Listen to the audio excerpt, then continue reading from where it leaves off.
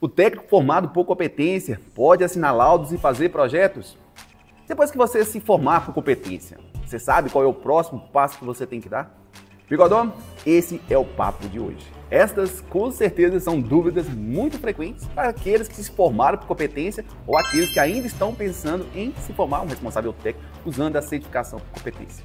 E o responsável técnico pode sim fazer laudos, fazer vistorias, inspecionar, projetar, acompanhar, executar, entre várias outras. Como a gente sempre diz, o responsável técnico hoje ele é quase um engenheiro, né? Claro que dentro das suas limitações que foi criada pelo Conselho, que é o CFT, Conselho Federal dos Técnicos Industriais. Muitas pessoas acham, né, que ainda o conselho que acompanha o técnico industrial CREA, mas não, tá? É o CFT.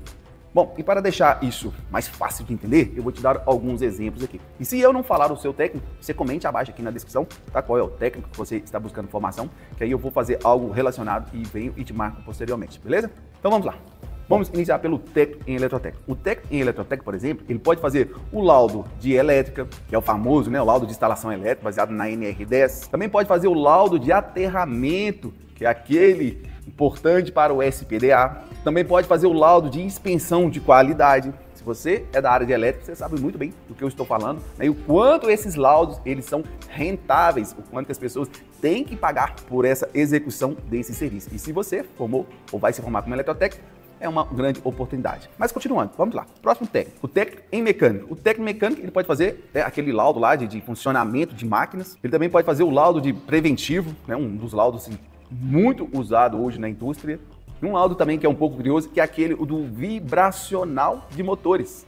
E uma outra área muito boa também, que é a área de laudos dos técnicos em edificações.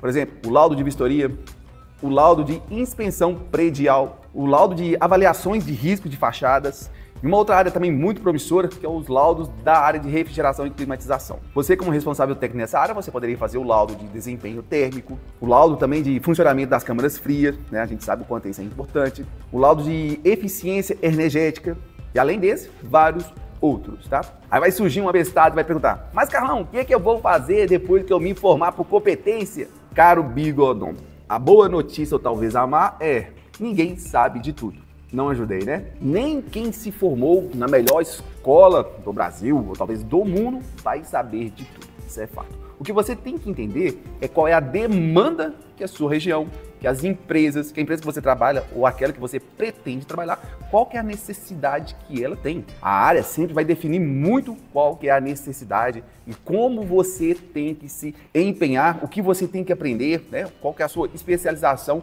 que você vai ter que seguir.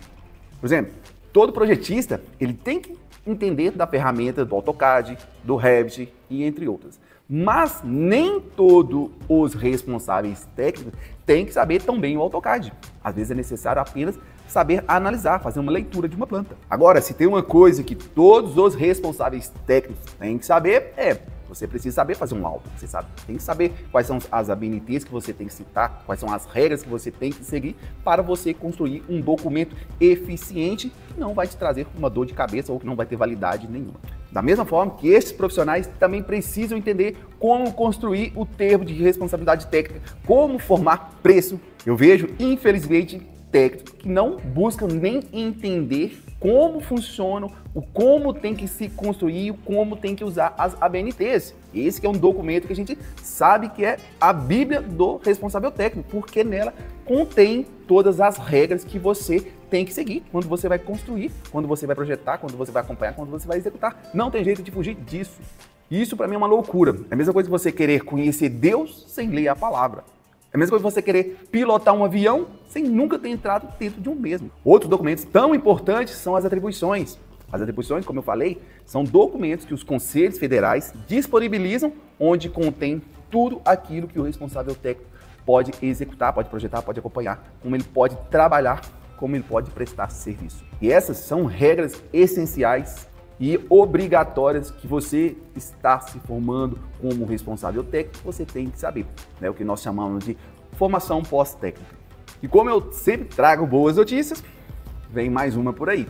Diante então do cenário que a gente vem acompanhando, desde a parte de consultoria técnica e a parte de acompanhamento, treinamentos, nós desenvolvemos um treinamento online em videoaulas com um acervo técnico gigante, onde você vai poder ter acesso a documentos prontos para você entender qual é a estrutura, da mesma forma que existe também uma estrutura para você copiar e colar, que com certeza vai facilitar muito a parte de criação de laudos técnicos, da construção do seu termo de responsabilidade técnica, entendimento das ABNTs e as citações completamente atualizadas. Temos várias NRs para você buscar conhecimento, né? Um guia de bolso prático e rápido. Temos também lá um consultor, né? Não é um grupo de WhatsApp, embora nós temos também um grupo de WhatsApp, mas é um consultor técnico que vai te orientar quando você tiver dúvida quanto à sua construção do laudo, quanto à construção do termo de responsabilidade técnica, e conta também com um guia de precificação para ajudá-lo, para te dar um norte, te dar uma orientação. Com certeza, com todo esse acervo, com todo este acompanhamento, eu não tenho dúvida nenhuma